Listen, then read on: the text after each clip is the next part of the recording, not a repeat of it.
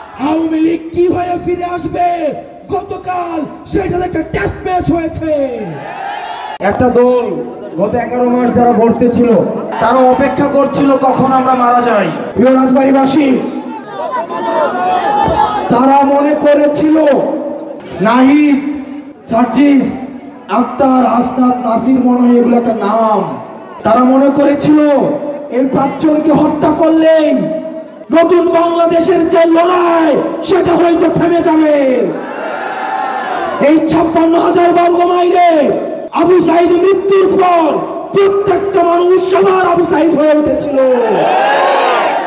আমাদের মৃত্যুর পর প্রত্যেকটা মানুষ, প্রত্যেকটা বিপ্লবী সন্তান যারা নতুন বাংলাদেশের স্বপ্ন দেখে তারা কেউ না কেউ আবার নাই হয়ে উঠবে। আমাদের বাংলাদেশ সেদিন থেকেই, সেই মুহূর্ত থেকে ঘুরে দাঁড়াবে।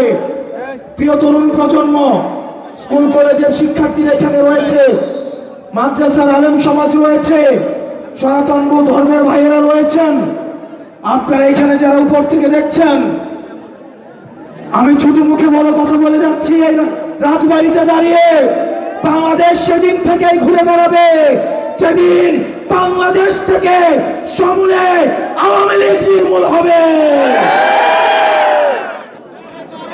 কর্পোরেট সমাজ, এই পর্যুয়া সমাজ, আওয়ামী লীগ নিয়ন্ত্রিত মিডিয়া সমাজ তোমাদেরকে সাক্ষী রাখে মুজিবের বুকের মাটির উপরে দাঁড়িয়ে আমরা গতকাল স্লোগান দিয়েছি, মুজিবের মাটিতে মুজিববাদ মুর্দাবাদ।